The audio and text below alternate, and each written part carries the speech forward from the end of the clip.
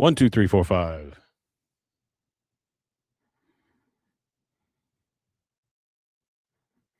One, two, three, four, five. Nice and loud.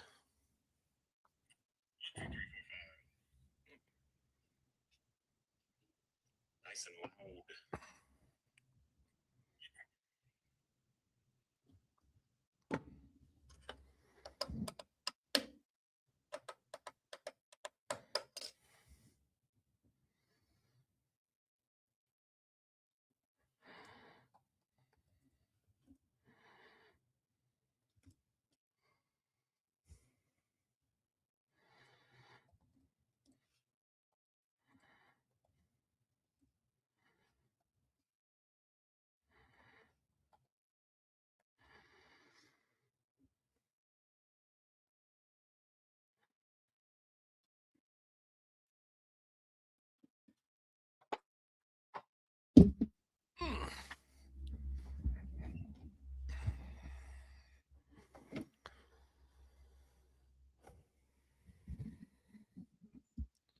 Rusty the Snowman.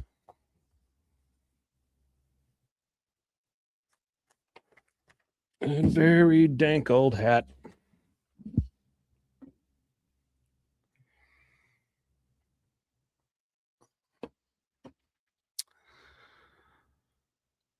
Oh my goodness. Waiting on Rusty to get here, guys. He's going to have to do it remote, but I'm in the studio. Hello, Ghetto Cowboy 33. How is you?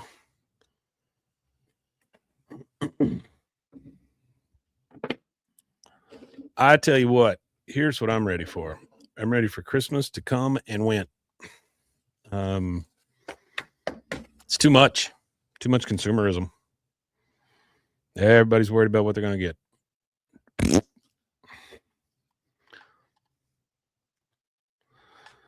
Not much, man. Just trying to make it through the holiday. Hello, Justin Castro 2343. We're waiting on Rusty to get here. He's got the code and everything. He's going to get in remotely. Turn the calendar. See, I read it as burn the calendar over, which I'm okay with also. We got BWAAA for Christmas. Thank you, man.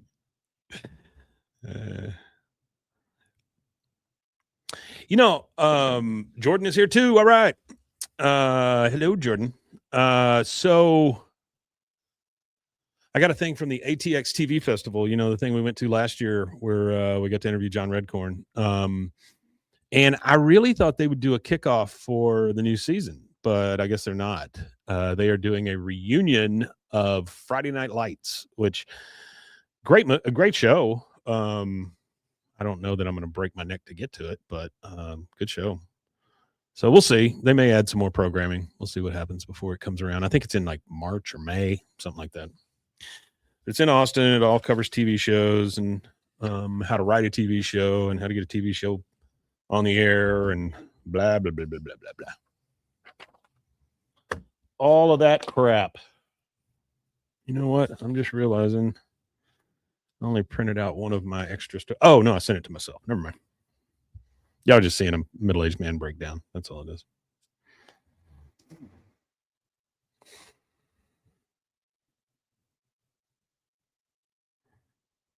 By the way, 6'7". I have a personal mandate that I will keep saying 6'7" and doing my hands like that until it stops. I think if they see me doing 6'7", they'll get sick of it. Hello, children. 6'7".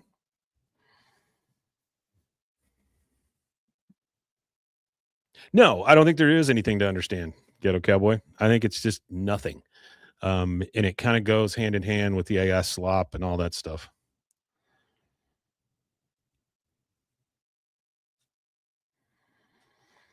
I am just about tired of AI everything. Also, I'm tired of technology not working right. None of it works correctly. They promise you these things, and then it's like they don't have to come through on them. Oh, we'll do 17 updates. It'll be fine. No, I would like a product that works when I buy it. Yes, brain rot. Absolutely. Come on, Rustin.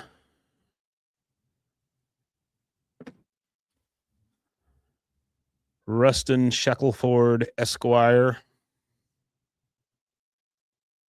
I used to call people Esquire, thinking I thought it was funny, but I didn't realize that it's actually a lawyer term. You're called an Esquire when you're a lawyer. Not to be confused with escrow, which is something my bank can't get right for some reason. Every year, we get a notice and it says either your escrow account is too low or we owe you some money. I'm like, you're a bank. That's really all you do. Not sure how you can't get that right. And it's not like it's a local bank. It's Wells Fargo. So I mean they're everywhere. They're worldwide. Worldwide? They're just like Pitbull. They're worldwide. Every year with my escrow. Yeah, see, I'm telling you, man. It's I don't understand how they stay in business. How do they keep doing this? We got it wrong again. Whoops. Oh, we lost all your money. Whoops. Oh, we gave a loan to somebody who couldn't afford it. Whoops.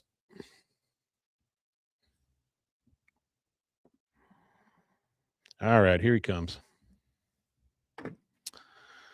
Here he comes again. I like this episode.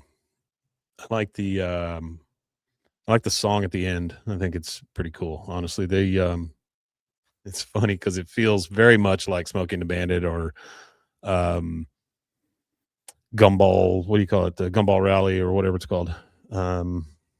It feels just like that with all those pictures and the goofy stuff. Dale getting his hat put on the antenna and all that stuff. It's still Rusty. There he is. Hello, there he is. All right, I'm going to put these on because I can't hear you. Talk to me. Can you hear me? Can you hear me? Can hear you. Out of one ear, I can hear you. Earth to mic. All right. One ear. Yeah, actually, before last episode, it was actually a few days before that I had wrecked my car. Oh, and I didn't talk about it on the I didn't episode know that. because, I didn't talk about it on the episode because I was like, I just wanted to like disassociate from reality for a little bit. Yeah, I get that. And I just didn't think to bring it up. But yeah, so I mean, I still have transportation to get around, but there was somebody had like my wife had plans to use her car to do whatever she was doing. Yeah, so that's not a problem, man. Not a problem. I'll record from home. We've just been sitting here talking about escrow and how it sucks. It's never correct. Yeah, all right. the Crow 2 sucked too. I like that. That's a good one. All right, you ready to get started? Yeah, actually, I'm ready. Yeah, we're ready to go. All right, dude. Okay, here we go. Let me play a little Oh, that's not our intro anymore. Never mind, I can't do that. So I forgot about that. I changed our intro was actually pretty fucking cool. I like that. Did you like that? That was great. That was very well done. Hank very throwing back and all that stuff. That was appropriate. I loved it. I loved it. I'm hoping we didn't get popped for the tiny bit of trumpet. And then no, we didn't get hit for that. We got hit for something else. I can't remember what it was. I'll have to go and look at it. Okay, I'll tell you what. I'm going to play it just like it's normal, and then he can replace it. That way, at least he knows where it's at. Yep. All right. All right. Here we go.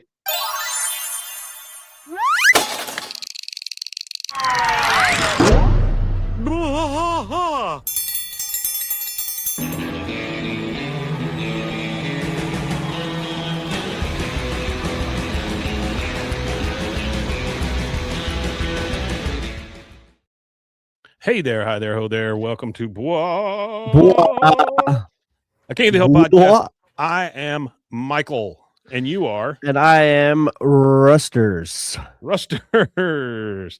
writing myself a note here. Yeah. If he's Michael, I'm Rustle. Rustle. Wrote myself a note here because I need to change the intro. I changed the intro, and we have a new intro. You did.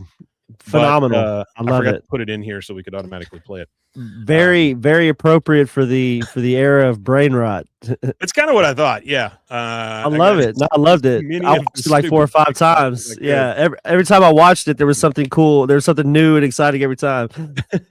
Did you get your Lego set? It has not came in the mail yet, but when it does, what I want to do is for a Friday episode. Yeah. I want to I want to do it in the studio, but I want to get a camera angle on the Lego set while I'm building the Legos. If we're able to do it, I know that I could use my phone as a camera if need be with like software to do that. But whatever. Yeah, we can come up here and do it, and then maybe we can tell a Christmas story while you're building it or something like that. Yeah, whatever. We could talk about whatever you want to talk about. I could talk about I could talk about the English Christmases and stuff like that I used to have as a kid or whatever. Yeah. Because I still remember, I was 6 when I moved here, so I still remember. Yeah. I still remember Christmas. It was Chris. You remember the big stuff. Things?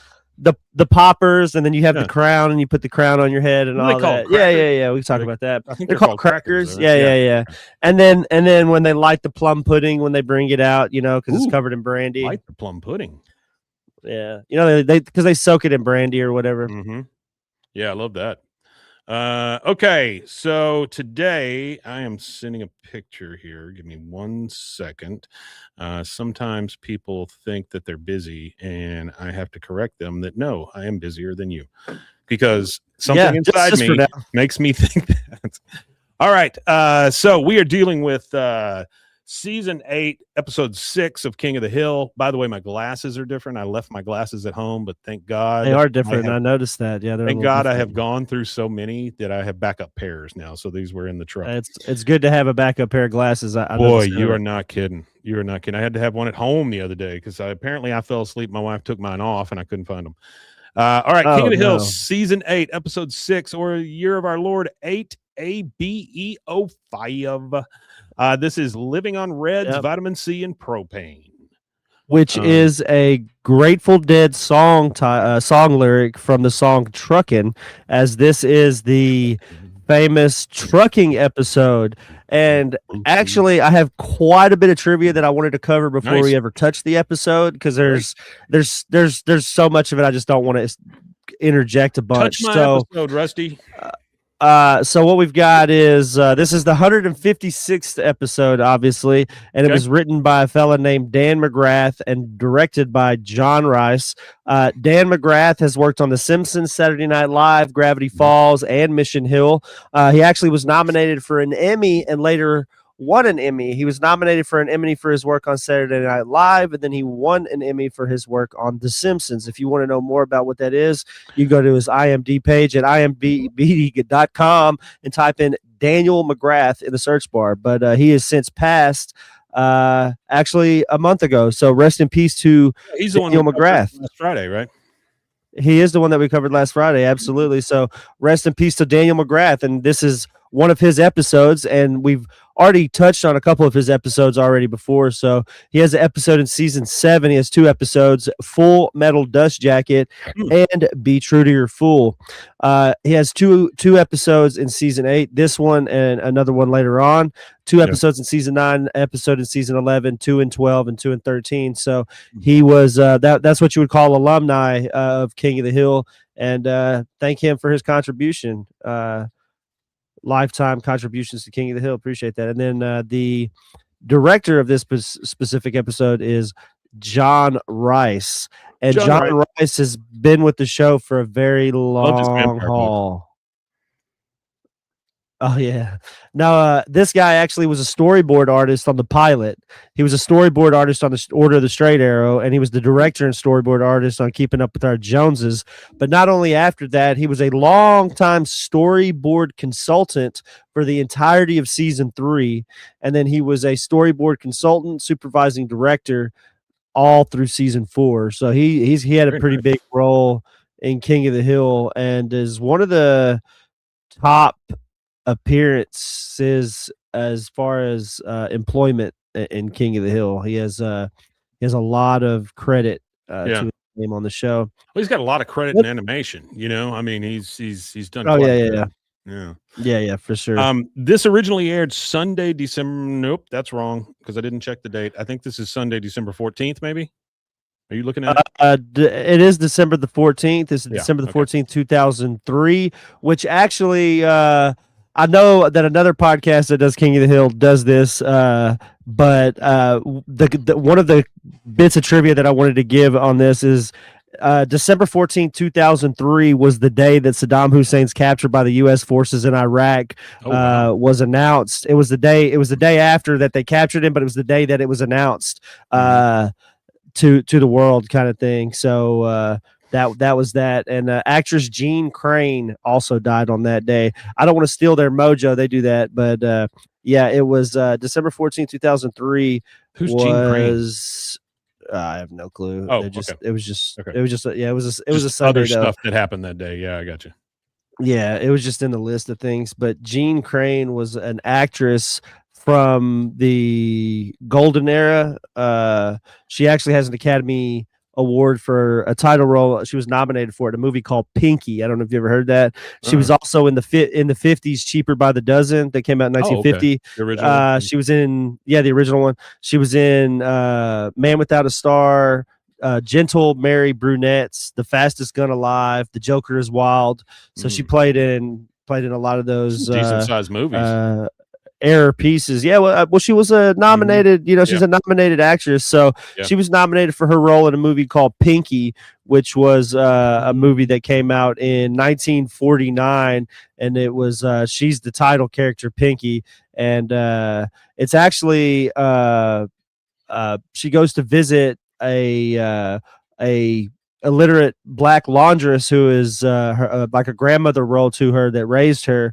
And Pinky confesses to Dicey that she passed for white while studying to be a nurse in the North, but that she had fallen in love with a white man who knows nothing about her black heritage. But if you look at it, it's like a super pale-faced white woman that just the way Hollywood. So it was like especially back then, the quote unquote mammy character and the Jean Crane, and it was kind of a controversial kind of movie that kind of touched on the subject of like race relations and stuff. And it was kind of, I guess, revolutionary in its way to do that, because it was a movie that was done in 1949, but it also had one of the famous members of the Barrymore family and probably the matriarch, the American matriarch, because they were a London family.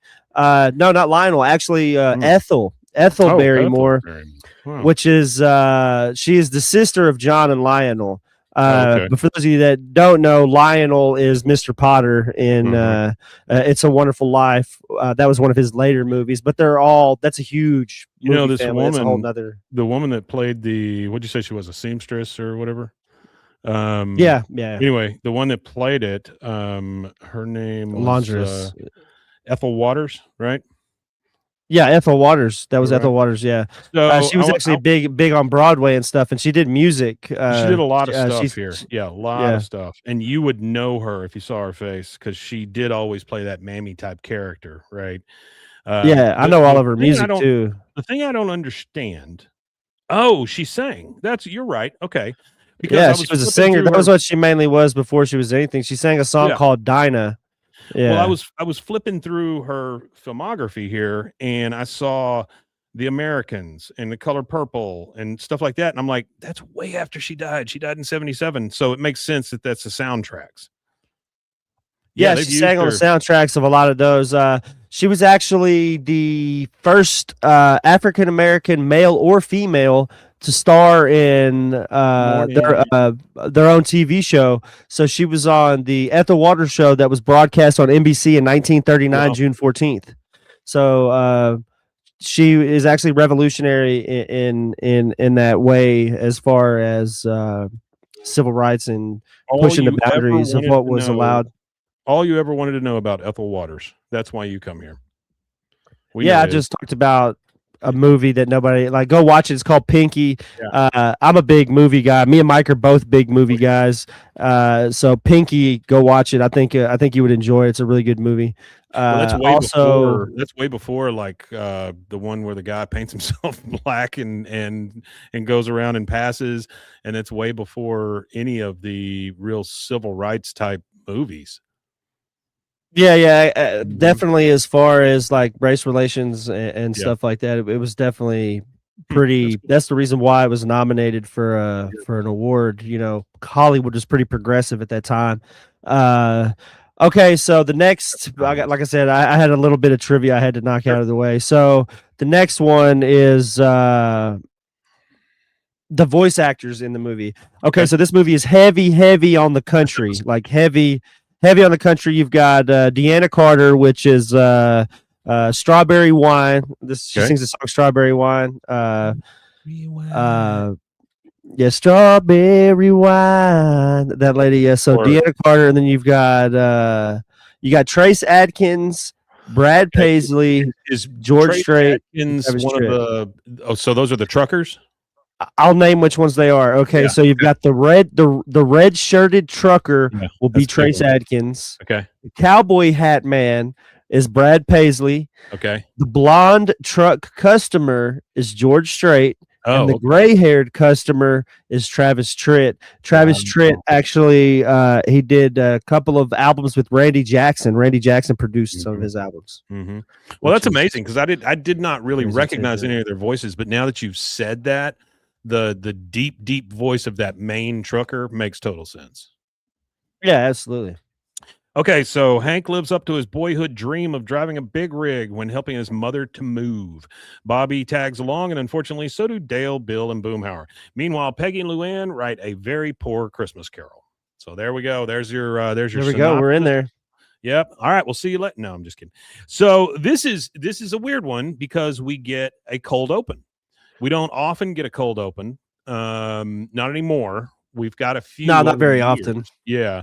So this opens Wes up. Archer has Wes Archer. Sorry, Wes Archer has some really good cold opens though. I Like the it. original cold open of the pan over of the camera over Arlen and stuff on the very I like first a good- pilot I like a episode. good Yeah. cold open. I think it's cool. So we're out in the alley. Dale walks up to the alley. All three guys are already there. Hank is in a suit. Dale walks up. He's got a Christmas hat on. Merry Christmas, gentlemen. So, Hank, what's with the black suit? Someone die? Oh, right. Someone did die. Your mom's best friend, as I recall. Well, this is awkward. Merry Christmas. That is awkward. And then we get our intro. We get our normal. All right. Next scene. Dink.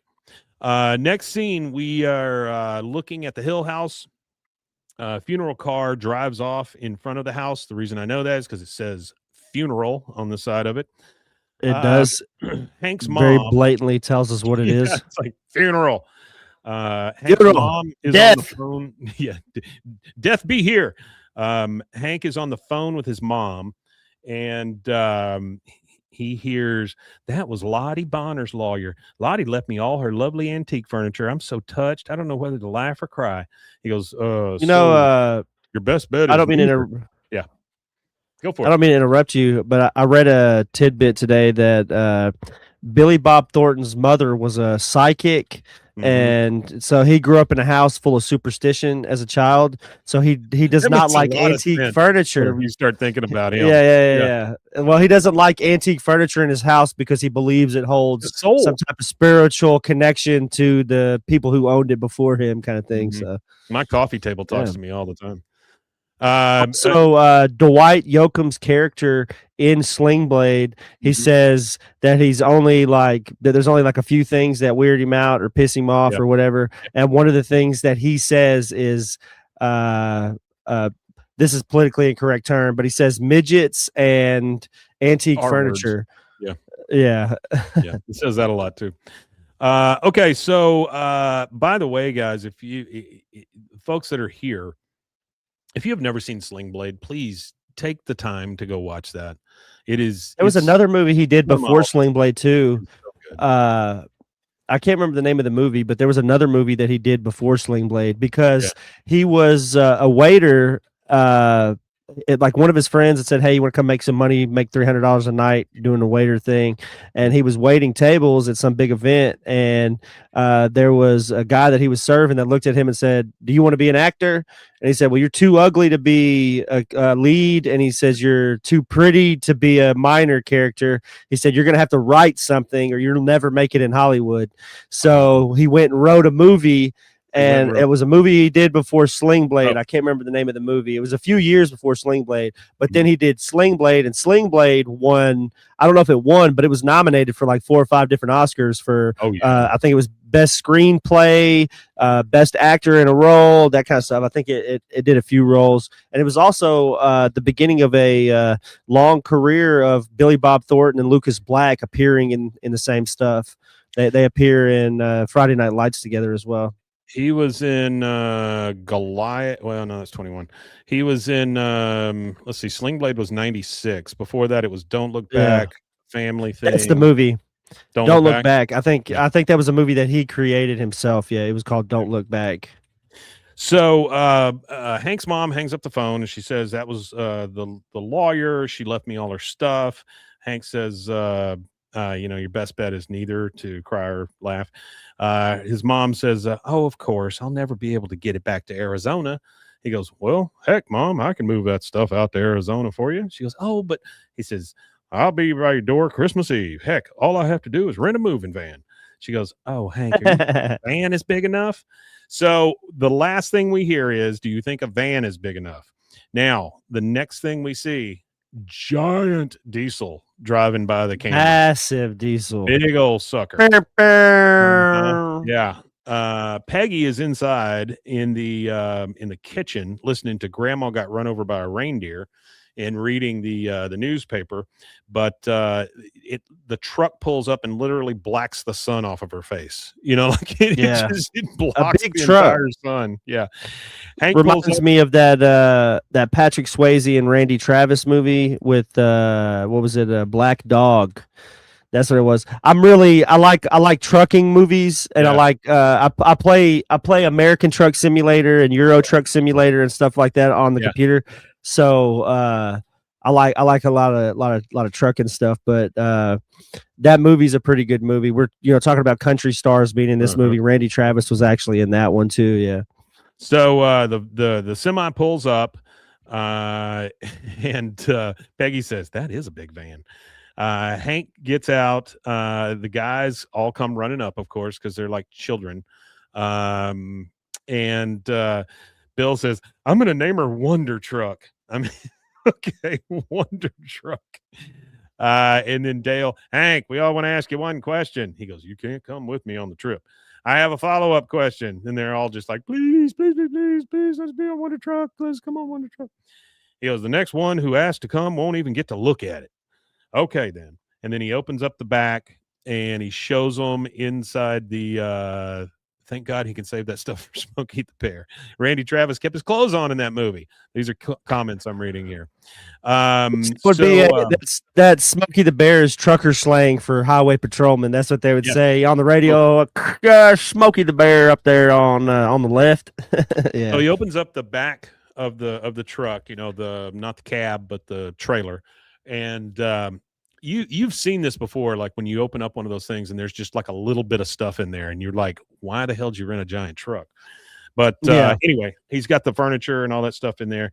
He opens it up and says, "Okay, then." And I know it's more cargo space than I need, but it's a sleeper cab, so I'll save on motels. And Bill's like, "Hank, you don't have to explain to us." They all know why they love this truck. Hell yeah. Hank only got the truck just to drive the truck. That's it. Like he could have got a U-Haul or whatever, but he literally got the truck. Yeah. This is just an excuse. Convoy by C.W. McCall says "Ghetto Cowboy." Great. That is a good song. It is a good song. Teddy Bear's a good song too. Hello, Teddy Bear. About the kid on the radio. Yeah, that's those storytelling songs that I kind of miss those. Yeah, I like that too. That's really like that's almost like a Christmas, kind of like a Christmas song. If you kind of, it's like the guy on the radio, and he's like, "Hey there, son, this is Teddy Bear."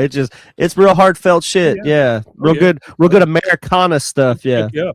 Bobby rides up on his bike, and he gets in the cab, and he goes, "Wow, look at all this cool stuff." Hank says, "This isn't a toy, Bobby. To a trucker, these are tools. See, truckers are the last cowboys. They're on their own. They're their own bosses, making tough decisions, winning or losing by the calls they make, answering only to the road." He goes, "Ooh, it sounds hard." "Oh, it is. Now, how would you like to make this trip with your old man?" He goes, "Heck yeah, Dad. Can I have permission to say hell yeah?" He goes, "Just a moment." And he rolls up the windows so nobody can hear it. And then you just see Bobby go, inside. Now it's nighttime. Bill, Dale, and Boomhauer are just standing in the street in their PJs, staring at the truck. And Dale says, "Such a fine night to look at the moon." Bill's like, "Look how big and powerful the moon looks in the moonlight, ready for its trip to Arizona. It's just not fair." The moon, I mean. And next thing we see is Bobby is sleeping. The alarm clock next to him says 3:58 a.m.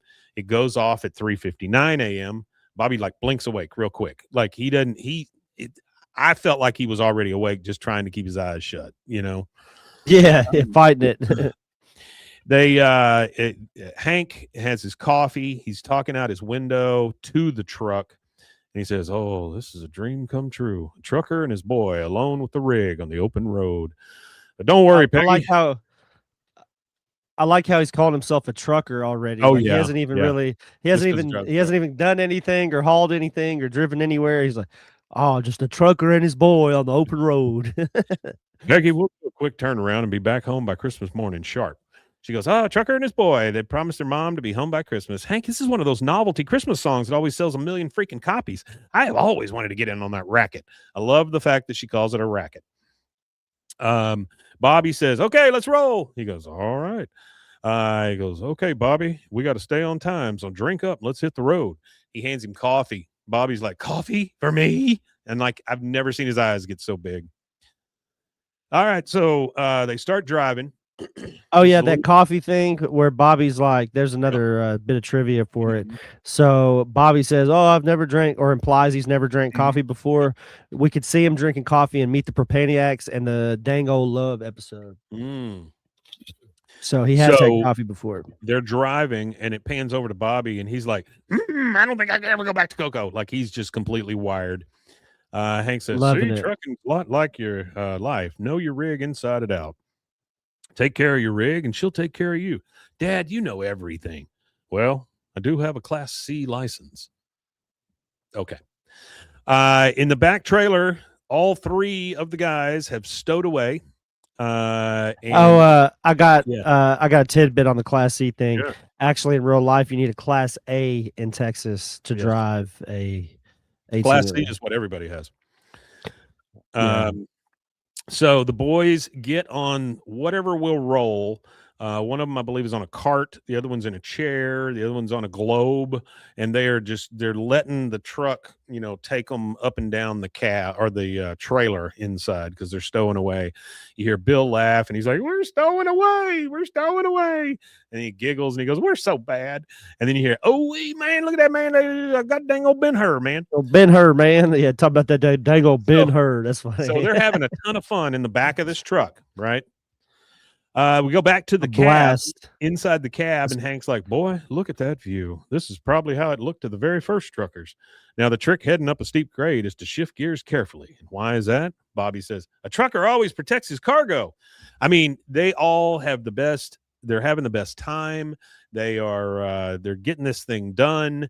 He's always wanted to drive a truck, so everything's happy and flowers right this second.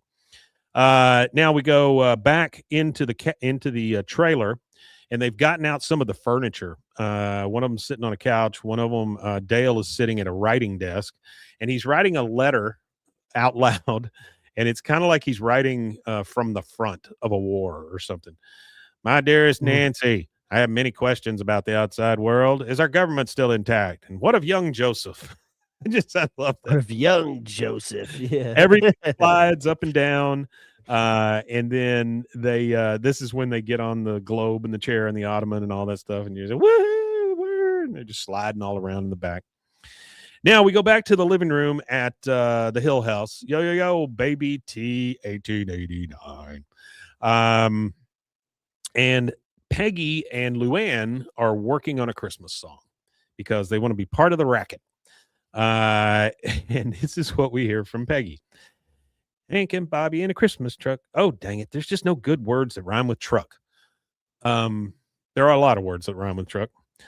What's Luann, up, Baby T? Baby T's in the chat there. Yeah, I saw him. Luann goes, Aunt Peggy, could they be delivering a snowman? I bet there's lots of words that rhyme with snowman.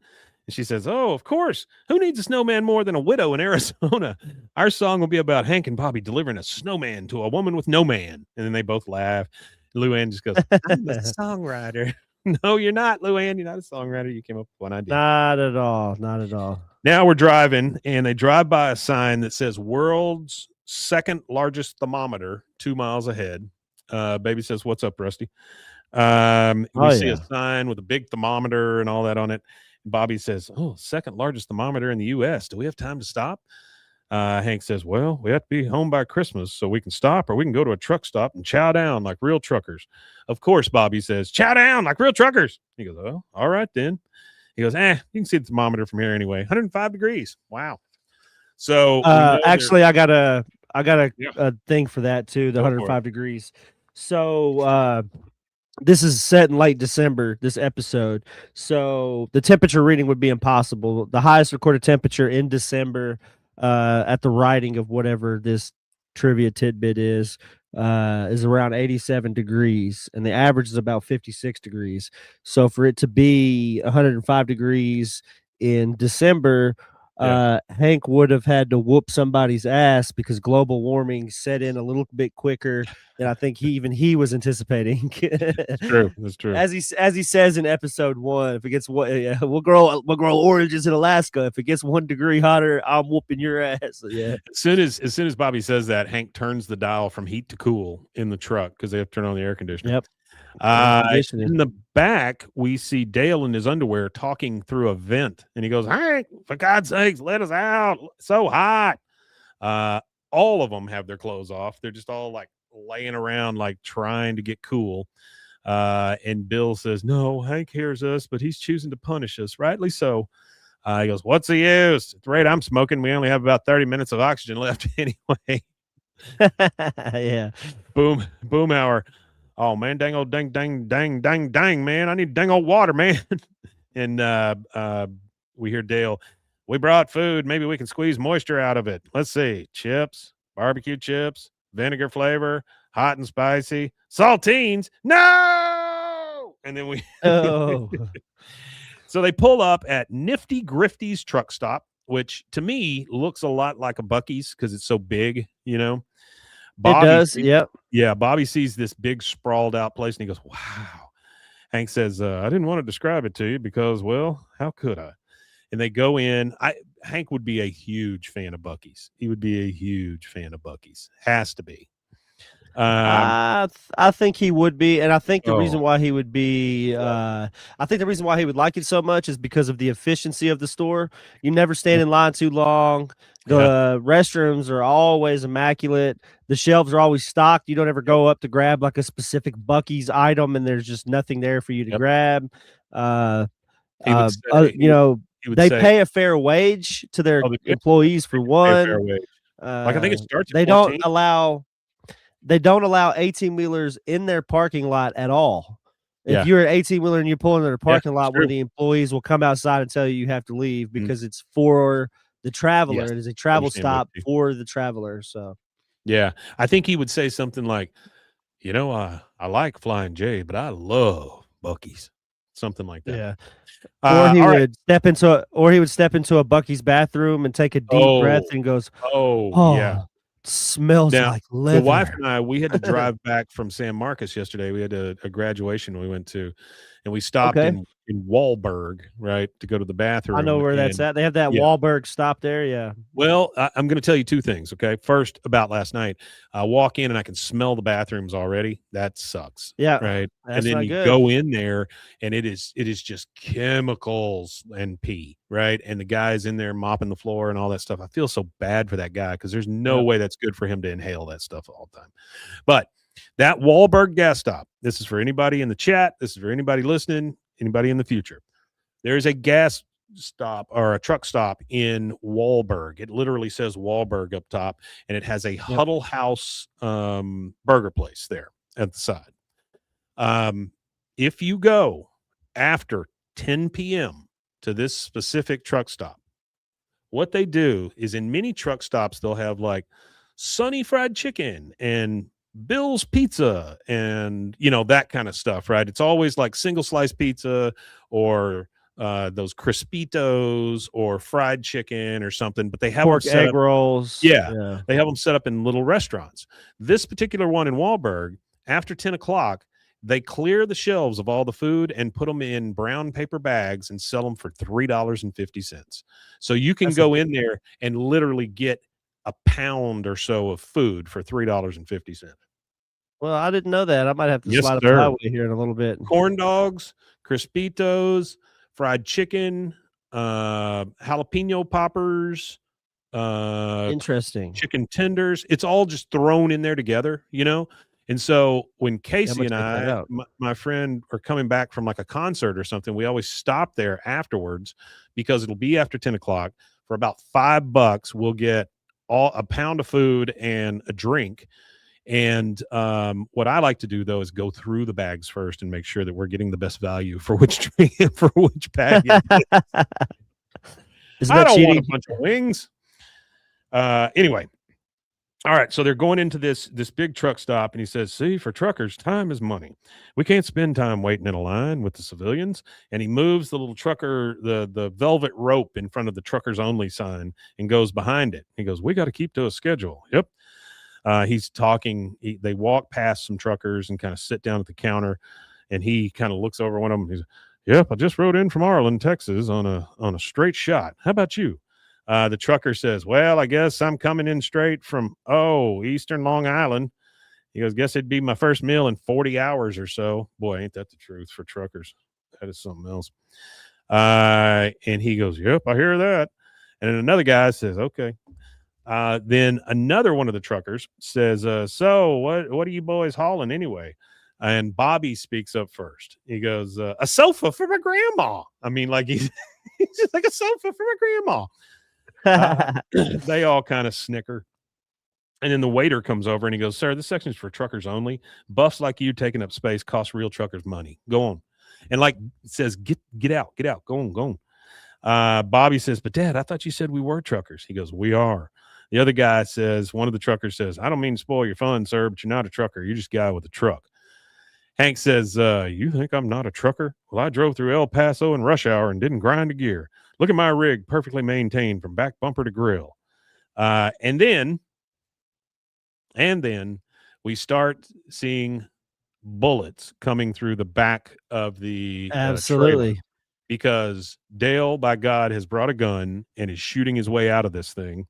He shoots until he can get his hand out, unlock the door, and then all three of them just fall out in their underwear into the parking lot. Yeah, Ghetto Cowboy there makes a good observation. He says truckers back then would have been on horse crank, aka the hillbilly health plan. Yeah. They would have definitely been up on methamphetamines. I know a lot of old truckers. So my dad's dad was actually in the beginning of trucking. My dad's dad was born in 1912, and trucking rose to popularity in the late 20s, early 30s. And my dad's dad was a truck driver in that era. Wow. And in the 70s, in the heyday of trucking, my dad's dad was already done with that industry by that time. But I had relatives that were truck drivers that have explicitly said that, yes, at that time, they would do shady stuff where they would run two different log books, because you have to log everything for the DPS if you get pulled over. So they would run two different books. They would all be on methamphetamines. Oh, sure. Just having a good time out on the road, driving for 120 hours at a time. Yeah, that's the real issue, right? Having to drive that far. Yeah. All right. So a foot comes out and then a hand comes out. They unlock the door. They all fall out in their underwear. And you hear from Dale, "Oh, hey, Hank, we're not going to drink Bill after all. Okay. Waiter, table for 5." And he just collapses, right? The whole restaurant is there with their mouths wide open. And we are going to take our first commercial break. So we will be right back. You got it.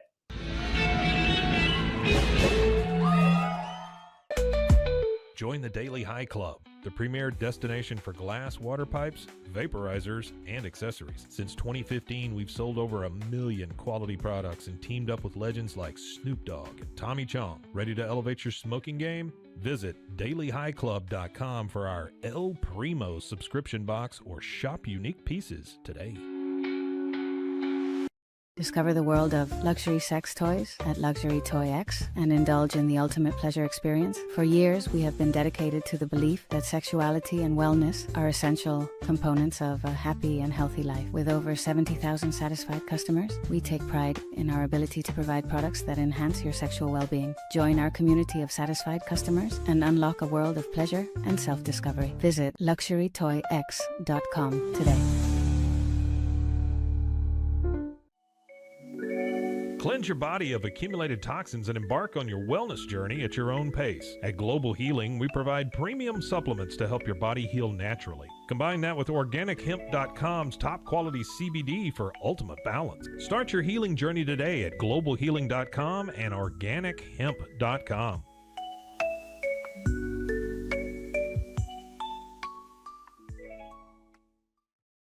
I'm Hunter, the founder of Hello Cake, and today we're digging into ED meds.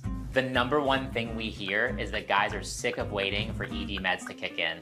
Traditional ED meds take about an hour to kick in as they have to go through your digestive system, where Hello Cake's ED medication dissolves under your tongue and works in about 15 minutes. That's about 3 times faster than traditional ED medication. Curious about ED meds? Go to hellocake.com.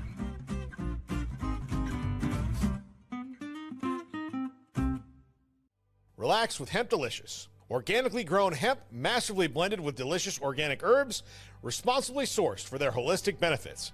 Each sip offers calming, antioxidant-rich wellness. Brewed just for you. Sip the calm with Hemp Delicious. Find your blend at hempdelicious.com.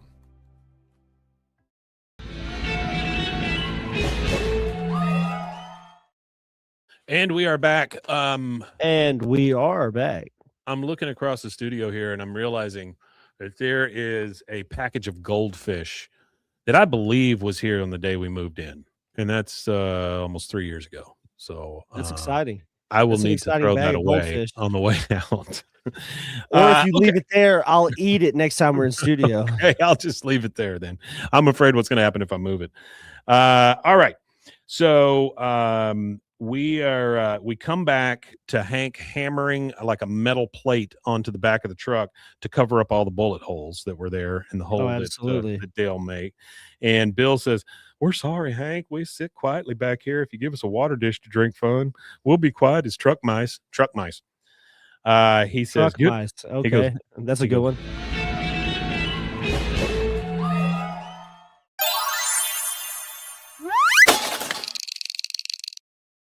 I don't know what happened there.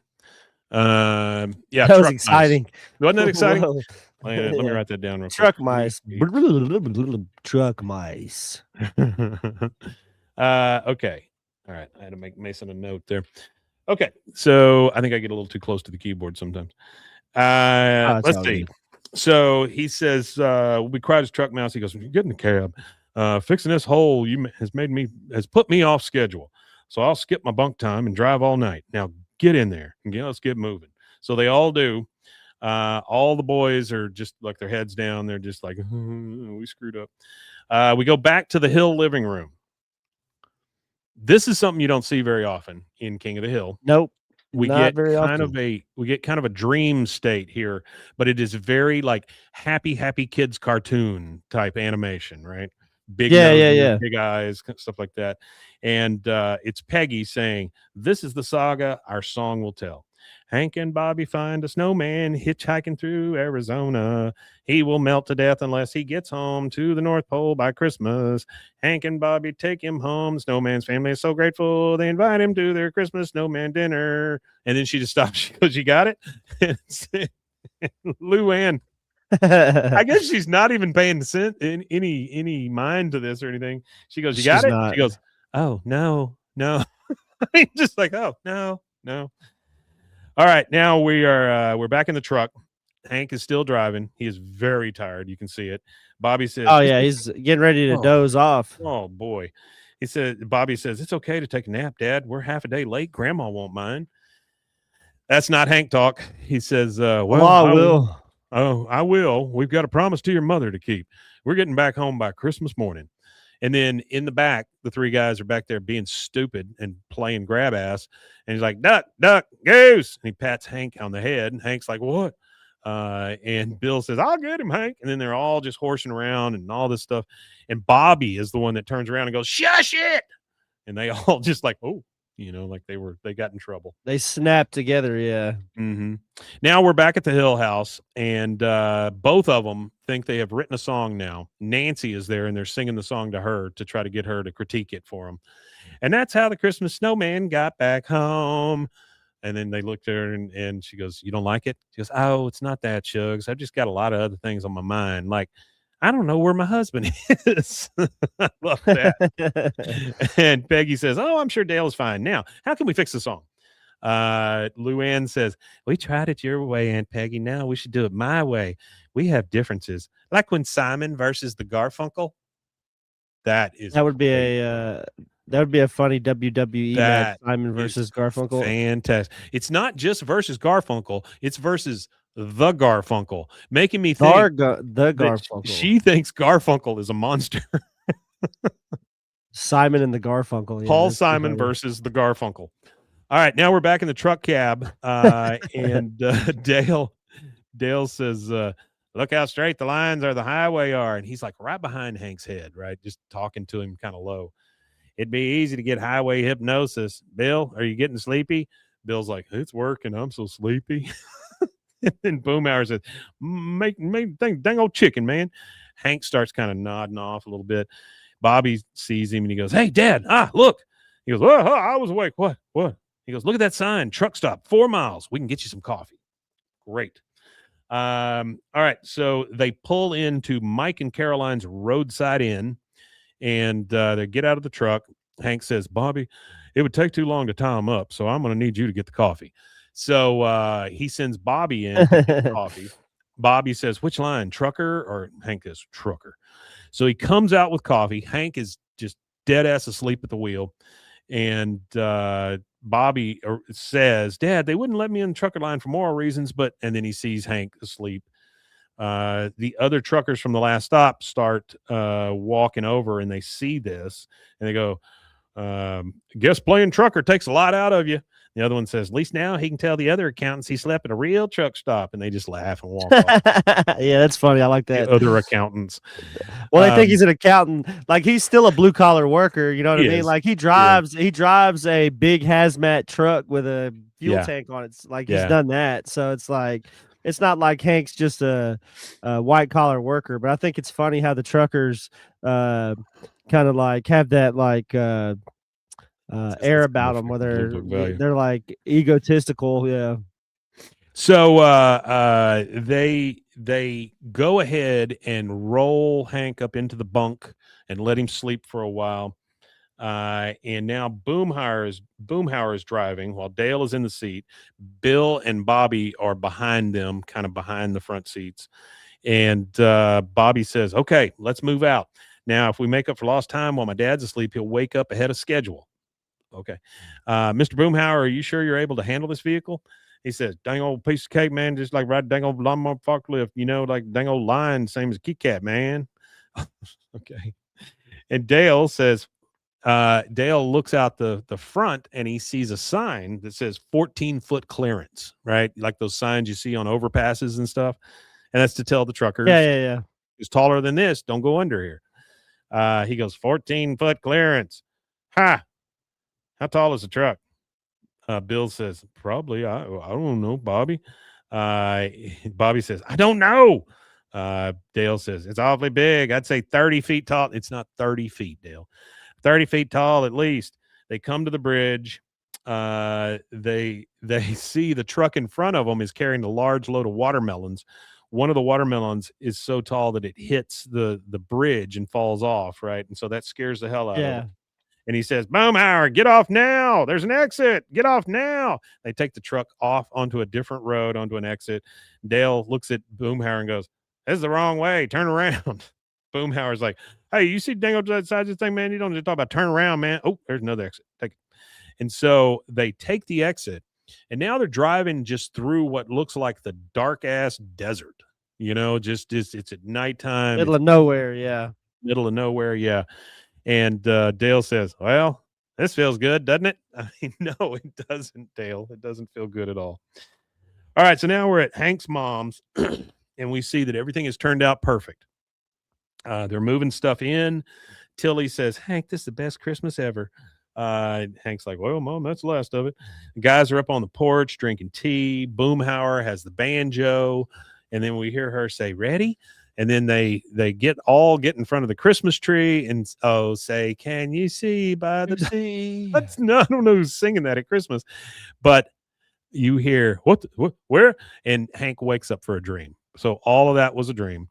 From the outside, it was all a dream. Yeah, from the outside, Hank looks out and sees there's snow everywhere. Dale bangs on the window and says, Hank, we're having trouble with the engine and the clutch. Oh, and we're on top of a mountain. I think it might be a rocky mountain. Hank looks out and he sees all the snow and sees that the mountains are covered. And he says, bah! And that is our second commercial break. We're going to take that and we'll be right back. There it is. BWAAAMD.com. I've always had thin hair my whole life. It breaks off at a certain length. In the last 6 months, I've noticed it just really bad. I mean, you could totally see it. I wear a hat a lot. I tried several different products. My experience with the BWAAA MD hair regrowth kit was amazing. It was easy to use. It let me take off my hat. I could go in public and have my picture taken and feel normal again. BWAAAMD.com. Farmhounds offers natural treats and chews made with quality products that support family farms, regenerative agriculture, and humane farming practices. Give your dog the best with wholesome, organic ingredients that promote health and happiness. Shop now at farmhounds.com. Introducing Muck-Off's classic pink bike cleaner, powered by revolutionary nanotechnology that breaks down dirt and grime on a microscopic level while protecting your bike's delicate finish. Developed by our mad developer Alex and tested by riders, our products are made by riders for riders. Discover more at us.muc-off.com, where we break the mold to bring you the best in bike care. Protect your online privacy with NordVPN. Browse securely, access content from anywhere, and keep your data safe with military-grade encryption. Whether at home or on the go, NordVPN ensures your digital freedom. Stay secure. Download NordVPN today at nordvpn.com. That's NORDVPN.com. Looking for tickets to the hottest shows, games, and events? Ticket Liquidator is your one-stop shop for great prices, no hassles, and guaranteed tickets. Since 2003, we've been connecting buyers and sellers, providing access to sold-out events at prices lower than most secondary market options. Whether it's sports, theater, or concerts, our massive nationwide network ensures you get the tickets you want, guaranteed. For the best seats at the biggest events, start with Ticket Liquidator today at ticketliquidator.com. That's TICKETLIQUIDATOR.com. Ticket Liquidator.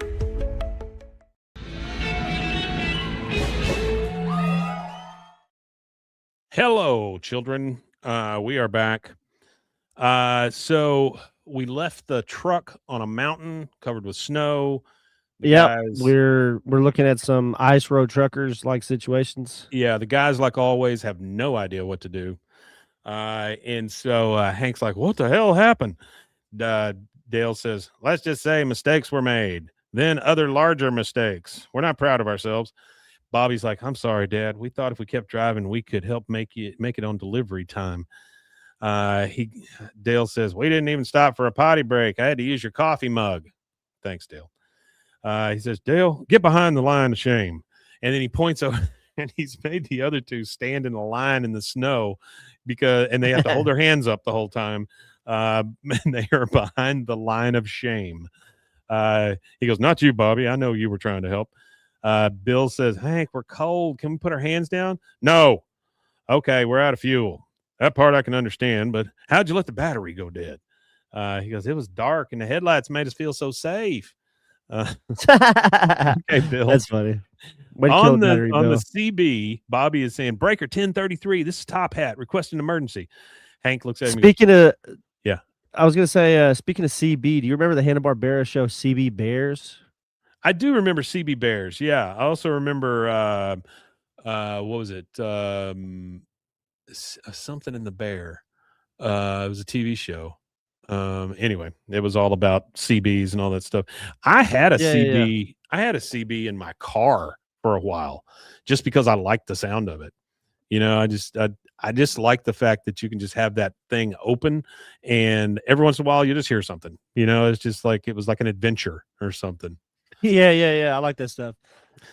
Hank sees Bobby on the CB, and he's like, no, Bobby, I don't want to bother real truckers with the problems of a guy who fell asleep and let his rig wind up on top of a mountain. He goes, what are you doing, Dad? He gets the flip phone out. He goes, I'm gonna call AAA and probably hire some movers too. It's time to let the professionals handle this. Bobby being the voice of reason. No, sure, we're in a hole, but real truckers are in a hole all the time, and they don't give up. They figure out a way to get through. You're not just a guy with a truck, Dad. We get a big pregnant pause while Hank. Good motivational speech from Bobby. Yeah. Hank is kind of thinking, and he goes, okay, everybody, let's check out our rig and see what we've got. Everybody cheers. He goes, line suspended. He suspends the line of shame and lets them come over and help. They're going through the boxes in the back, trying to use anything they can come across. And we hear Bobby say, and a Charlie Chaplin ceramic lamp and these opera glasses. That's what we have to work with. Dale says, Hank, which would you rather burn for warmth, the dining set or the frames of these tasteful landscape paintings? Hank says, neither. I'm getting this load to my mom intact. And then you hear, hey, man, I got them dang old antique lamps, man. Talk about a little kerosene left inside, man. Probably stay warm. They ain't like 5 minutes. So talking about, starts humming the I Dream of Jeannie theme. Hank says, oh, good idea, Boomhauer. There might be some kerosene still left in those lamps to keep us warm no, wait a minute, Bobby, hand me those opera glasses. He uses the opera glasses as binoculars to look around, and he sees snow. Oh, green patch. So there's a nice green patch at the bottom of the hill. They just got to get it down there, right? And so he says, perfect. Now we can get the truck rolling downhill. The motion will recharge the battery, and kerosene is close enough to diesel fuel, so we can burn it. I'll pop the clutch, and we can turn around in that meadow. And Bill says, I understood something about burning fuel. Are we going to be warm? That's all he heard. He and Luann have the same type of attention span and same type of not non-existent. Yeah, like he is he's the female, like, or sorry, he is the male equivalent of Luann. Yes, very much so. The gross male equivalent. He goes, all right, you two are going to get warm, working up a sweat, digging out these tires here. And he hands them a fireplace shovel and a bedpan. So they're going to start digging out.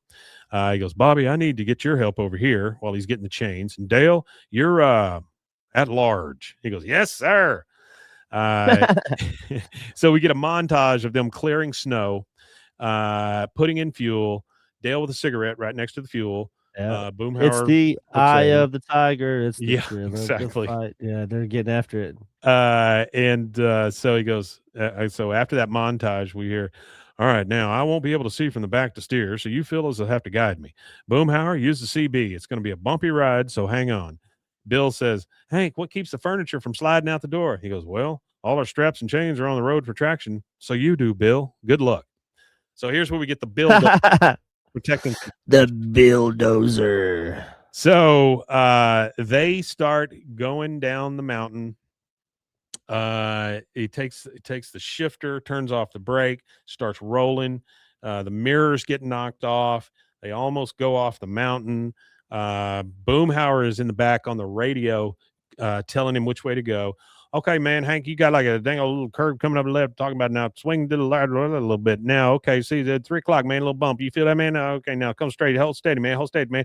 Talk about it right now, cut right. Dang old, good job, man. Talk about the little straightway about 20, 30 yards now. Get a little metal coming up over dang low left. Get ready now. Okay, go, cut, man, cut. I give it all you got, man. Now, okay, Hank, hang in there. Quick left, left, man. Bill's like, it's working. The furniture all starts shifting out of the back, and he just goes over there and just like and stops it all. He stops it all, yeah, like a freaking superhero. That is the one thing about Bill. He is dense in both areas, you know. Yeah, he's thick. Yeah, he's definitely thick-headed. Hank says he gets in the grass, and he's starting to turn around because he's using the momentum here, and he goes, all right, we only got one shot at this, son. Pull. And everybody's grunting, and he's turning the wheel, and then they kind of go down the mountain, and kaboom, it kicks in, and there they go. So the plan worked. We go back to Luann and Nancy. Luann is standing at Nancy's door, and she says, then the snowman thanked Bobby and Uncle, and you get little stick figure drawings being animated here. Then Snowman thanked Bobby and Uncle Hank for taking him to Arizona because he wanted to see his friend, the cripple boy. Just one more time before he melted. The end. She goes, that's my Christmas trucking song. Do you like it? And then we see Nancy in her bathrobe with a policeman standing right there next to her. She goes, Shug, it's great, but right now I'm busy filing a missing person report. Okay. Which that's a pretty good joke. We go back to the guys, and Dale's like, can you see now, Hank? Ow. Can you see? The reason they're saying ow is they're both holding hand mirrors out to the side like they are mirrors on the truck, right? And they're getting hit with plants and cactuses and all this stuff as they go down. So we hear ow, ow, ow, ow. And anyway, they end up going down. They finally pull into the diner, and they go in, and they see the trucker only section, and they go a different way because they don't want to piss off the truckers or whatever. And then one of the truckers, you hear him saying, there I am, 1,500 pounds over my weight limit. So I say to the trooper, weigh me now. And then everybody laughs. You know, they're all telling stories. The waitress comes up to him and says, kitchen stopped making breakfast half hour ago. So what can I bring you boys? You hear Boomhauer. Oh, man, dang old black coffee, man. A little water, too. Where's the dang old restroom at? She goes, whoa. By the way, this is a Double Eagle truck stop. She goes, whoa. The Double Eagle. I like that. That's a good truck stop name. She goes, slow it down, sweetheart. So he goes, okay, man, dang old black coffee, dang old water. Sorry, my voice is going. Yeah, he says it the exact same way. He just says it slower. The trucker goes, whoa, I know that voice. Hey, one of you boys named Hank? Boy, oh boy, excuse me. I'm sorry, I'm getting so choked up. Just at the thought of a convoy, I get so choked up every time I think about a convoy. Convoy. He goes, whoa, I know that voice. Hey, one of you boys named Hank? He goes, we're just going to get our coffee to go. We don't need any trouble. He goes, I bet you don't. You had enough trouble getting down that mountain this morning. The other trucker says, man, we've been listening on CB to you guys coming downhill on 41. Glad y'all ain't dead. The first one says, what the hell are you boys sitting over there for? Come over here. And they get their invite to the actual trucker section. Hank says, well, all right. Huh, Bobby? Bobby's like, yeah, all right. And then you hear, getting downhill, that took some doing. What are you gulping on? Reds, Bennies, Apple Wackies? Apple Wackies. Hank says, I don't go in for that fancy flavored coffees, just regular old Joe. And the trucker says, man, you are old school. Hey, little friend, how about taking a seat and telling me about that run on that hill? He goes, sir, this is Bobby. Sir, as much as I'd love to get into it, we better get rolling. We got to finish our haul and get home by Christmas. He goes, oh, good man, but you won't get far without your mirrors. And he looks out, there's no mirrors. And the waitress says, or your headlights. Hank's like, yeah, I suppose that's true. Yeah. Here's where the truckers kick in. You hear, on the other hand, if I rode ahead of you, you wouldn't need them. The other trucker says, and if I get in your back, I can handle your rear view for you. Hank says, you mean like a Convoy. Like, I mean, this is a dream come true for Hank here. Oh, absolutely. He's They in say love. damn straight. And so they all kind of laugh, and then he is so thrilled. And then what we get to close out this show is a photo montage like you would see at the end of Smokey and the Bandit or Gumball Yep. Race, whatever that thing was called. You see this stuff. First thing you see while a country music song plays, a storytelling country music song, you see like a Buford T. Pusser type sheriff on the side of the road yelling at them, you know. You see they drove all through a Shack in the Box. Not a Jack in the Box, a Shack in the Box. An old shack in the box. Yeah. You see can't beat Bobby with some that. coffee. You see guys sitting on the top tanning. You see Boomhauer saving a cat in a tree. You see Dale posed like the girl on the mud flap. Long train of trucks. And so you hear this song. Hank Hill was a trucker, and he done with his pride. His seatbelt buckled and his boy by his side. He hit the road with a promise and a fresh load. They took the wrong turn while trying to get back and wound up stranded in a mountain gap. Had a diesel freezing in the cold. That old Hank Hill's convoy's rolling, and the antique load we're hauling. Anyway, they sing this whole song. Yeah. God almighty, I don't know what's going on with my voice. Boy ain't right. So, yeah, definitely ain't right. But we get that. And then we see the sign, welcome to Holly Springs Retirement Village. So they did make it to his mom. They start unloading all that stuff. We see some more pictures of like Dale asleep on the couch while the guys are moving it in. And then the very last thing we get is we get a picture of all of them standing in front of a Christmas tree, just waving like Merry Christmas. So they helped his mom move that stuff. And the truckers got in front, the truckers got in back, and they were able to get everything there on on time. Boy, oh boy, you're gonna have to take over. Alrighty. Where exactly are we again? We're done, baby. I'm sorry, that's guys. it. My voice kind of ran out on me. No, you're good. we had to cheer Well, there much you go. yesterday at the That was King of the Hill season 8 episode. Oh shit! Can what you hear episode is me? it? We're on 6. We can- Yeah, I can hear you. Can you hear me? Can you hear me? I guess you can't hear me. This is King of the Hill season 8 episode 7. That's the end of that one. Yeah. Mike is having technical difficulties internally, externally, and technologically. And here he is. There All he right. is. Yeah, that was season Well, it was something 8 else. Something happened there. I don't know. episode 10 and a half. No, episode 7. This furniture is possessed. But that is Yeah. it, guys. We get to the end, and he has helped his mom. Gesundheit, Mike. Yeah. Everything's good. Bless you. Everything is good. And they helped his mom get there. And honestly, it's kind of a beautiful Christmas episode, you know, because it's not it's not too heavy-handed with the Christmas stuff, other than we got to get there by Christmas, that kind of thing. It is. It's like one of those race against time episodes. You know what I mean? Like they're rushing to get somewhere, kind of thing. I liked it. I like this episode. It's a good Christmas easy episode. Yeah, it's a real good Christmas episode for sure. I liked it. All right. So tell them where they can find us if they want to hear me choke some more. Well, if you want to hear Mike choke some more, you can go to BWAAA KOTH on all social medias. You can go to our email, which we'll be reading an email on Friday that a guest has sent us. Oh, so if you want to send us an email, we will check your emails out. I read all emails. It's BWAAA KOTH at gmail.com. Very nice. Very nice. We thank you guys all for being here. I really appreciate it. This is a labor of love for us, but we put in quite the time for it, and you guys do as well. So thank you for being here. We will be back on Friday, and then we will be back next week. And Absolutely. Rusty has a little surprise for us at some point of something that he would like to do. Gets here. Yeah, I know. I got you. But I believe that leaves us with one thing left to say. It does. Make sure to get your loved ones spayed or neutered. And on that note, reaching for the stars. Matanya. Yeah, there you go. We Matanya, indeed. We'll see you guys.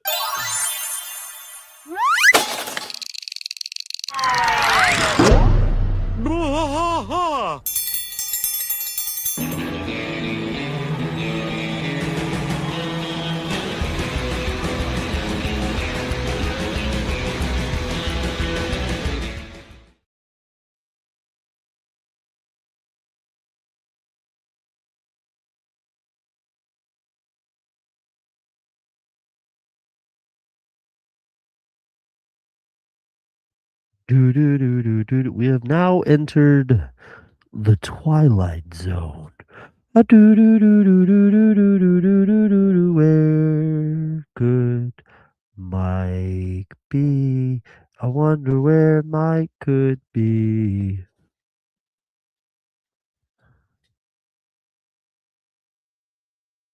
Maybe Mike is choking still.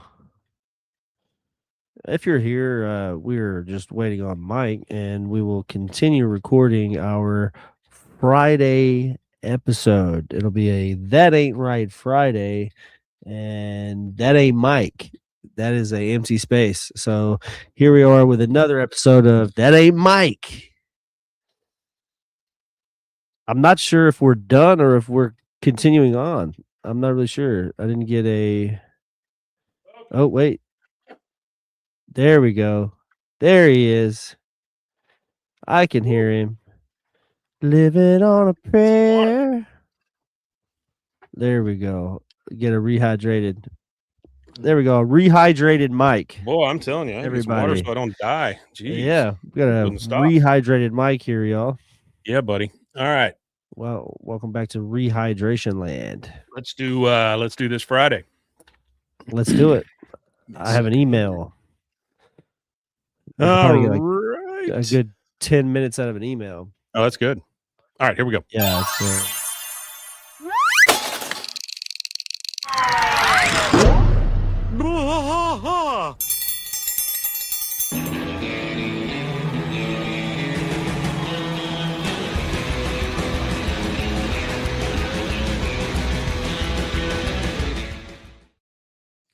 Hey there. Welcome to Friday. Welcome back. BWAAA. That Ain't Right Friday. Yep, you got it. It's a That Ain't Right Friday. And today I've got a couple of different things, but you said you had an email.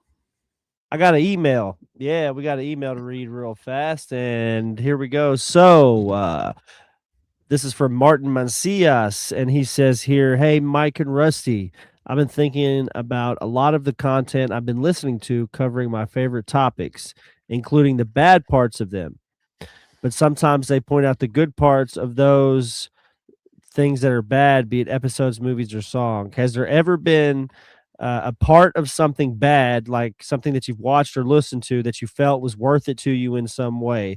Like for me, for example, there is a hilariously awful King Kong ripoff from the 70s called The Mighty Peking Man. There is a love montage in that movie that, honest to God, isolated from everything else of the movie, makes me feel a calm bliss for just that few minutes and makes me feel at peace with the world. So we're talking about a place in a movie, TV a bad show, or piece, something like that. Yeah, something that's like critically shit, and you might not like it either, but there's just a certain part of it that you like that makes it worth watching, whatever it is. Mm-hmm. Does one come immediately to your brain? No, not really. I don't really think of anything right off the top of my head that most things, if I don't like it, there's not really anything redeemable about it that I would just find that I like. But that is an interesting thing to ask for sure. But personally, no, I can't really think of anything that comes to mind off the top of my head.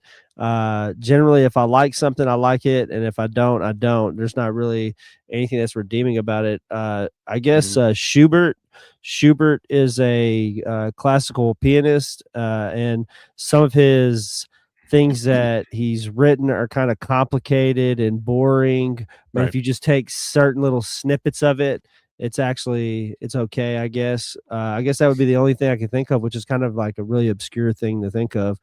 But that would be the one thing. I'm gonna kind of flip it just a little bit. There's a movie from I want to say early 80s. It's called Battle Royale. It's a Korean movie.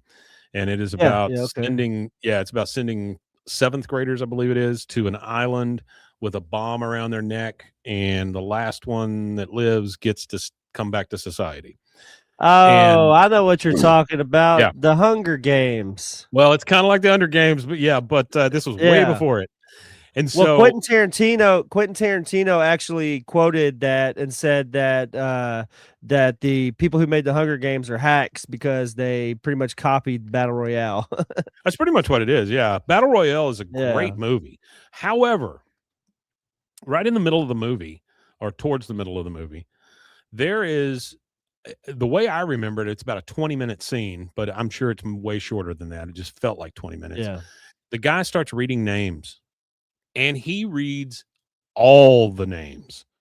It is like you could have read 3 names and we would have gotten it, but he reads all the names. Now, there's 2 ways to take that. You can go, oh shit, this is boring right here in the middle. Or you can go, okay, I get a break from people's heads being blown off. I'll just listen to these stupid names and then we'll get back into the action. So that's the one that immediately came to mind for me. Okay. Battle Royale is Yeah. a great movie. No, that's good. Yeah, no, I like that. Well, just since we're talking about movies, this isn't a movie necessarily that I hate or dislike or whatever, but it's a Japanese movie called The Whale God. Hmm. Have you ever heard of it or seen it or I have anything? not. No.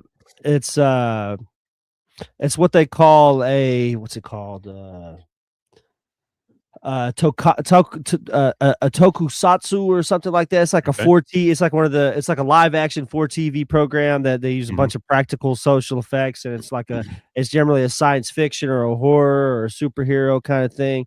But it's about this whaling village that there's this whale that's just kills so many of their men over a period of years and a period of years. Well, there's this widow. She raises her sons up to go avenge their father and their grandfather's death. But then her eldest son is killed hunting the same whale. So her youngest son ends up becoming like a proficient whaler, like the chief harpooner dude of the whole village. And he has to go, he wants to like leave to go train to be a doctor and all this kind of stuff. And no, sorry. One of the son's friends wants to leave, and he was like, "No man should leave the village until the whale god is slain." Like they're all about killing this whale, and he goes and has like this meeting with an elder, and they're like encouraging him to go take care of this stuff. And so it's all about like there's like a love story in it too of the younger brother who's supposed to kill this whale and his friend who is like engaged to his sister and stuff. So there's like a love story in it, but they go to hunt it, and the kid ends up getting all kinds of serious injuries. And then there's like a scene where he's like swimming and swims to the whale and just like kills the whale or whatever, and then they end up butchering it and leaving its head on the beach and all kinds of stuff. But it's like this it's based on this I think it was I don't think it was based on a manga. I think they made a manga of it after the movie, but it was they say it was presumably inspired by obviously Moby Dick. So it was like it's almost like the Japanese version of Moby Dick. Is that it right there?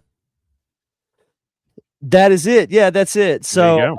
and watching that, it was actually really good. It's on Eternal Family. It sounds cool. Yeah. Streaming site that I use, the weirdo streaming site. So if y'all haven't checked that out, I don't really like endorse streaming sites very often, but Eternal Family TV is full of some wacky off the wall some weird stuff. Yeah. I still need to get involved with that thing. Yeah.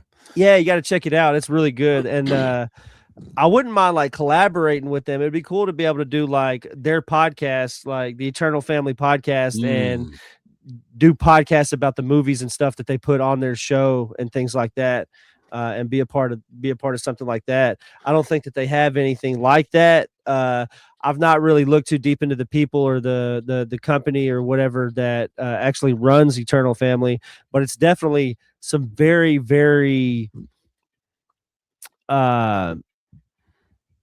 movie loving people. It's a very well curated website. They have weird animation, they have weird advertisements, they have weird they just kind of all that weird media kind of thing again that me and Mike like. and Yeah, they're I'm full looking of at it. their I'm looking at their website now. It says independent and ad free. Yes, that you have is to one pay for this? thing. Yes, you had to pay Okay. for it. It's pretty cheap. I think it's like $7-8. Mhm. But it like I said, if you like the weird offbeat stuff as we do, it is worth the $9.99, sorry, a month, or you could do the Mhm. 100 a year, or you could do the $27.99 a quarter. I just pay for it monthly just in case I don't want it eventually. But Yeah. so far, it's been worth paying the It's $10 a month $100 for. for a Like year. Yeah. Or Like you I'll can pay it watch by it quarter. fairly regularly. Okay, I'll Yeah, you check pay into by it. quarter too. Yeah, I'll look. But I've yeah, got I a watch it little pretty regularly. It's a good place to just watch weird stuff, yeah, yeah. Um, I've got an article here from Animation Magazine written December 9th, 2025, and there were several articles on this, but King of the Hill showrunner Saladin Patterson re-ups with 20th Television. So he has Yep. re-signed a deal with 20th Television Animation, not only for King of the Hill, but for several other projects. It said, of course, there was a 20 episode renewal order for seasons 16 and 17. 15th season is 10 episodes. Still on Hulu and Disney Plus and whatever the hell they're doing with that now. Yeah. It says the 15th season will premiere on Hulu and Disney Plus next year. In addition to King of the Hill, Patterson's prior animation experience includes writing for Turn of the Millennium adult claymation comedy The PJs. In live action, he created, executive produced, the show ran the Wonder Years reboot, and has been serving as a consulting producer on Shifting Gears. He was the episode / showrunner on Dave, which was a good show. The Last OG, which was funny. Additional credits include Big Bang Theory, 2.5 Men, Psych, Frasier, and The Bernie Mac Show. So it's just nice to know that you're going to have the same crew around, for 15, 16, 17.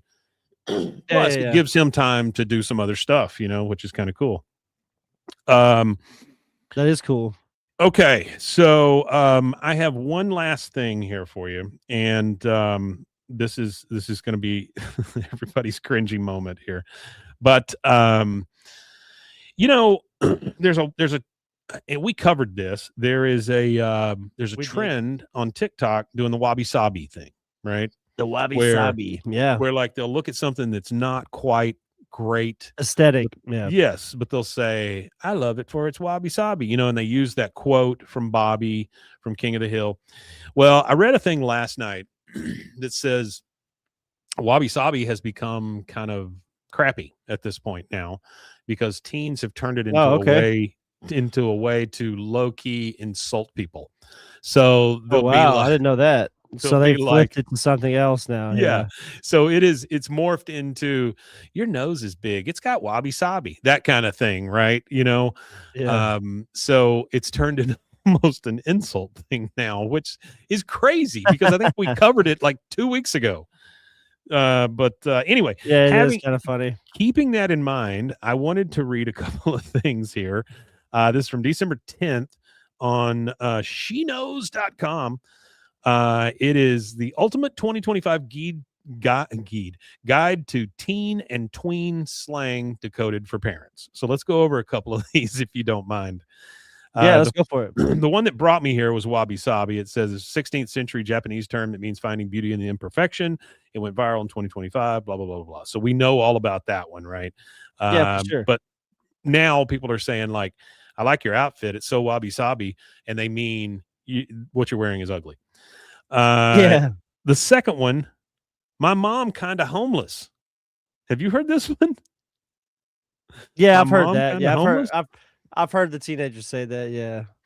The term comes from a viral live stream with YouTuber iShowSpeed. During a game of Fortnite in 21, a kid called in and said, Speed, I really need this. My mom kind of homeless.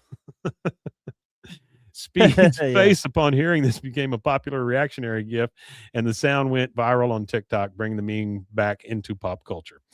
All right, next one. Chungus. I think there was a kid, he donated a PlayStation or something too. That's what that was about. Like the kid said, I really need this PlayStation. That's pretty much, I think, what he was talking about. Something like that. Yeah. Chungus. Do you know what that is? Yes. Big Chungus is a caricaturized version of Bugs Bunny. A big fat one. And they call him Big Chungus. Yeah. You know what I always think of is there's a 3D modeling program that always came with a little short that had been made called Big Bunny, and Oh, okay. Yeah. it looks just like the Chungus. I mean, he's gigantic. But yes, that is where it comes from. Thank you. Do you know what that means? No, I don't know that one. It's a lost on me. trend. It's a trend with a gesture where you squat down and your hands in front of you and bounce up and down. It's an inappropriate slang term and movement that has sexual connotations. So there's that. Oh, okay. So no, thank you, no, thank you, no, thank you. Yeah. That's right. The next one is don't touch my no square. Yeah. The next one is Jaden, your bus is here.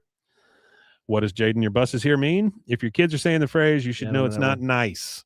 Jaden, your bus is here comes from a video talking about a kid getting on the special education bus or the short bus. It's something we shouldn't be allowing our teens to say or joke about. That was kind of funny because my son's name is Caden, so Caden Jaden. So like I'm gonna tell him to see if he knows that. Yeah, I'm gonna tell him that when I see him. Next one is Chicken Stars. You may be hearing don't know that one. Teens singing Chicken Stars a lot at your school, and there's an easy explanation. This came from Adam Sandler's 2023 animated film Leo, in which a character sings about star-shaped chicken nuggets. The clip went viral with people making AI brain rot edits of the scene of TikTok, and now kids are saying it in school. So, Chicken Stars. Always with the brain rot. Well, you're not kidding. Next is Group 7. Group 7, everyone who I can't really say anything about brain rot because my generation had salad fingers and annoying orange and stuff like that. So that's pretty brain rot stuff. This is not new stuff. That Fred guy, yeah.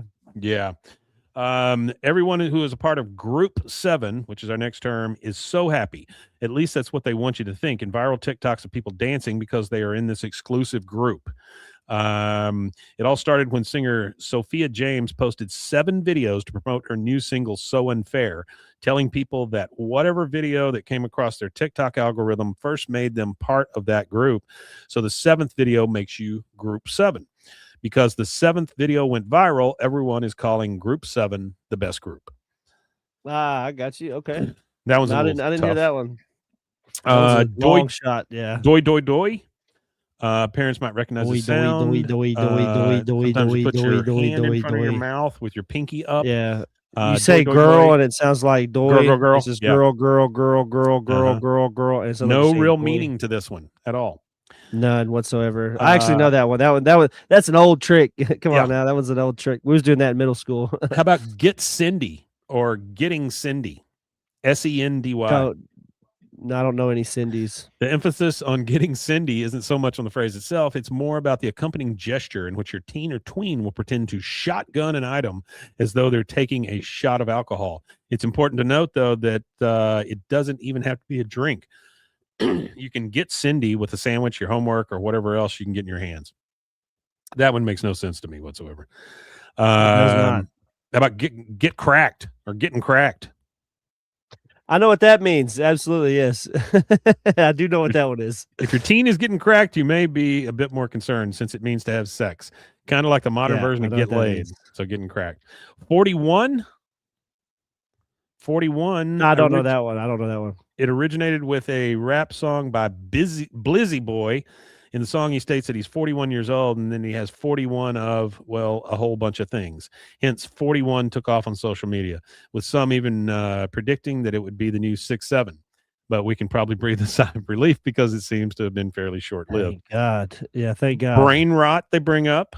Brain rot is pointless, useless memes, reels, and TikToks. We already knew that. Oh, yeah. There's actually this good Instagram channel where a guy physically prints off a lot of these brain rot pictures, and he'll go to homeless people and he'll show them, just randomly walks up to them and has this like a stack of these random brain rot pictures, and he starts just showing them to them and doesn't say a word to them. Yeah. And they're just, it's the interaction is hilarious. And he's like, man, that ear got feet. What the hell is that shit? And it's just like, he just with these random homeless people going through these brain rot pictures. It's pretty good.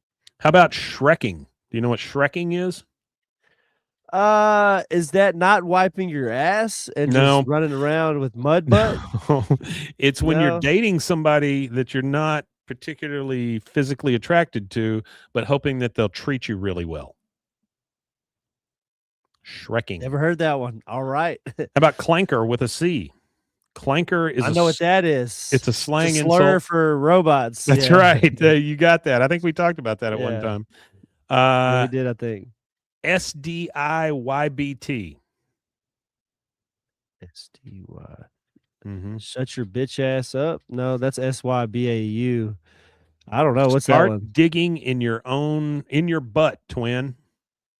Oh, start digging in your butt, Tim. All right. Twin. It comes from SpongeBob. Twin. Then there's bet. We all Ah. know what bet means. You're him. It's a way of hyping somebody up. Like you're him. You're him. Serving. It is if you're serving, you're delivering a look, an attitude, or a performance. As Okay. it's serving comes. ATE. Well, they've been serving looks since the 50s. I feel like that's a really sure. another one of those dated terms. Yeah. 8 means they did a fantastic job at something. So like they ate and left no crumbs. Oh, that ate kind of it up. thing, right? Yeah. Say less. Say less means you're sold. You don't need them to talk about it anymore. You're in. PMO means piss me off. Yep. Yep. Grug. GRUG. The rhymes with grug trend comes from a line by the character Grug in the animated film The Croods, where he names things that clearly don't rhyme with grug, saying they do rhyme. So that's the joke. That's the whole joke. How about Kevin? The use of Kevin is attributed to TikToker Druss Kid Drinker. In a video that gained more than 2 million views in the span of a week, Kevin basically means anything bad. As an example, your video creator said, "Yo, bro, this food is Kevin at ASF." Buns. Buns is a slang term meaning low quality or unimpressive. Riz, we know what that is. It's like charisma. Yeah, it's charisma. Slop, we know what that is. It's spam, slop, all that kind of stuff. Same thing. Cracked, we already went over that. Sweat, originating with gaming world, a sweat is a person who plays so well, so fiercely, and so competitive that they don't even have fun with the game anymore. They're obsessed with winning it, and that's all. Lock in, or to be focus. locked in. Yeah, like yep, focus. Focus. You got it. Gurt, GURT. Oh, I don't know that one. Coach McGirt. Coach McGirt, salt tablet. Gurt or Gerting. Uh-oh, it went bad. Let's see. I've only got a couple more, but for some reason it came up with this stupid thing. So Gert or Gerting. Let me get back down to it. Brain rot, shrekking, clanker, subadip, bet, you're him, serving, 8, say less, PMO, grug. We did grug, we did Kevin, we did buns, Riz, slop, cracked, and sweat, locked in, Gert. What does Gert mean? Gert or Gerting is arguably one of the most confusing slang terms used today.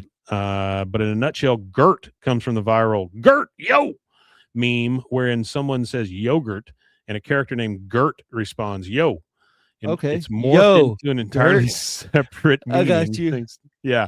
It's got a separate meaning from a 2025 TikTok video. JDog.157 defines Gert and Gerting as when you do something that's very smart but also very dangerous. All right. And then of course 6'7". 6'7" being the 6'7", the big one. They also mentioned the word cooked. 42. We understand that 6'7" means nothing, right? It means absolutely nothing. Yeah. It's a brain just rot like phrase. skibbity toilet. Yeah, yes. Nothing. You got it. They made and that's all I got for you today. Nothing. So I hope that I entertained good, and enlightened you as to how your children are speaking. Yeah, hello, fellow children. Yeah, where does he say hello, fellow kids? Fellow students? Yeah, kids or whatever. Yeah. And it says band or whatever on his shirt. Yeah. Guys, thank you so much for joining us for this kind of silliness. We do appreciate you. We do appreciate you. We do try real hard to bring you stuff on Friday that It's kind of goofy and kind of weird, but also semi King of the Hill related. Remember, we started with Wabi Sabi on this one. And you want to tell them where they can find more of this? Yeah, you could find us at BWAAA KOTH, and that's on all social media. And actually, there's yeah. also a movie that hit theaters yesterday called Silent Night, Deadly Night. Santa's Gonna Slay. Oh, very nice. Okay. Yeah, in theaters December 12th. So there Can't get enough of those. But that is it for us, guys. We will see you again on Monday. Thank you again for being here. And there is only one thing left to say. Make sure that you go to the local studio near you. From the studio that brought you Terrifier 2 and 3, a film by Mike P. Nelson, Silent Night, Deadly Night. This is a non-paid advertisement. I actually really like the Terrifier guys movies. So really, the studio that's doing them, I haven't like watched any this stuff. Of is them. awesome. I just don't like. You would love it. It's so. Yeah, that might be the stuff you don't like, but the fact that he was able, the budget that he did, like, to me, the amazing thing is when you do it with nothing and you make this massive pile of cash. That's what I really appreciate about like that art, that art form is the ability to make something that transcends the studios. I like it when the studios don't get to say this is what it's going to be. It allows the customer to create the market or set the market instead of the studios telling us what we're going to listen to and what we're going to hear. And I like that indie stuff. So it's a real good indie studio, the Terrifier studio. Well, I give it to the guy for becoming so popular. I mean, fantastic. But those kind of movies just aren't my deal. But anything, one thing left to say, Rusty. Wimatanye. Wimatanye, indeed. I hope you guys are having a good holiday.